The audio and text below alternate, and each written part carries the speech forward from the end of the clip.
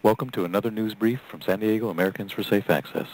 Yesterday, Imperial Beach city officials gave notice that they will be refusing to implement the recommendations of the grand jury. In 1996, California voters passed Proposition 215, which legalized medical marijuana use in the state. Back then, our county officials vowed to fight against medical marijuana, and 14 years later, in the county of San Diego, this fight is still in full swing. Yes, Marcus, and legitimate state card-carrying patients are still arrested for possessing and cultivating small amounts of their own medicine. The San Diego District Attorney's Office is still prosecuting cases where patients are clearly following state law, and council members in cities like Imperial Beach are thumbing their noses at patients and most recently at the county grand jury. On June 7th, the San Diego County Grand Jury issued a report calling on all municipalities within the county of San Diego to move forward with regulating, licensing, and monitoring a limited number of medical marijuana dispensaries. It didn't take long for the City of Imperial Beach to respond. In less than 30 days, Gary Brown, the city manager, wrote his recommendation to the Imperial Beach City Council, urging them to disagree with the report and called the grand jury's recommendations unreasonable and not to be respected. To the council, Mr. Brown writes, "The recommendation is unreasonable for the city to implement at the present because the Anaheim case is still pending, the initiative to legalize marijuana is still pending, and any ordinance could require Coastal Commission approval and possibly voter approval." Mr. Brown's logic and reasoning here is clearly fundamentally flawed. Regarding the Anaheim case, it is apparent that Mr. Brown is not paying any attention to the case, or even the San Diego County Council, who just this week said the Anaheim case would more than likely determine that cities could not ban dispensaries, which is the reason the county moved forward with an ordinance and not an outright ban in the unincorporated areas. And regarding the November initiative, in his report, Mr. Brown writes, "In November, voters will decide whether marijuana should be legal for medical and non-medical purposes. And this, in his opinion, will somehow have an effect on medical patients. This could not be further from the truth. The November initiative will not legalize medical marijuana. Proposition 215 and Senate Bill 420 already did that. And the November initiative does not affect the current medical marijuana laws in California." His third and final reason for why the grand jury recommendations should not be respected and are unreasonable is that adopting any kind of regulation may require a vote from the people and approval from the Coastal Commission.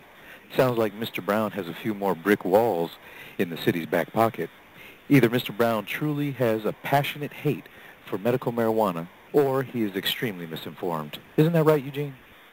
It is, and there are actually multiple cities and counties in the state of California who have successfully adopted regulations for medical marijuana dispensaries. These cities and counties did not need approval from their coastal commissions or any more votes from their citizens to provide a safe place for patients to obtain their medicine. In Oakland, for example, there has even been a decrease in crime in the neighborhoods where regulated facilities exist. The most shocking and draconian part of Mr. Brown's letter was the following. He said, quote, "The grand jury report did not indicate that it interviewed any person specifically in Imperial Beach, did not indicate that it ascertained that anyone in Imperial Beach is a legitimately qualified medical marijuana patient, and did not demonstrate that anyone in Imperial Beach who had a medical need for marijuana was unable to obtain it. Additionally, Imperial Beach residents could likely obtain medical marijuana in other locations." His assertion that in order for Imperial Beach to regulate the dispensaries, the grand jury would have to prove to them that there are legitimate patients in the city is simply absurd, and there are hundreds of legitimate medical patients in the city of Imperial Beach. A number of them in the past lobbied the council on this issue. Marcus, I believe you're one of those legitimate patients who have yourself in the past lobbied the council on this issue. Isn't that right? That's right, and Mr. Brown knows that very well. Yes, and Mr. Brown's suggestion that patients should go somewhere else to get their medicine is simply insulting. especially to the patients who cannot travel outside of their home to obtain the medicine and cannot find a caregiver to grow it for them. You know, Eugene, this shows the true intent of the Imperial Beach City Council, and that is to eradicate access for patients to their medicine, rather than adopt regulations helping those needing to legally obtain it. Clearly, the Imperial Beach City Council and city manager need to be thoroughly educated on this issue. We cannot allow our government to thumb their noses at the grand jury and legitimate medical marijuana patients. All concerned citizens, patients, and those who want to see this reefer madness mentality changed, please come out on July 7th at 6 p.m. to 825 Imperial Beach Blvd at the Imperial Beach City Council meeting, and help us urge the City Council members to move forward on fair and sensible regulations for patients, rather than continue to stonewall, stall, and outright ban dispensaries in Imperial Beach. In the meantime, please feel free to call and email the Imperial Beach City Council with your thoughts on how they are moving forward on this issue, what they could possibly improve in moving forward on this issue, and the serious need for patients to have access to their medicine.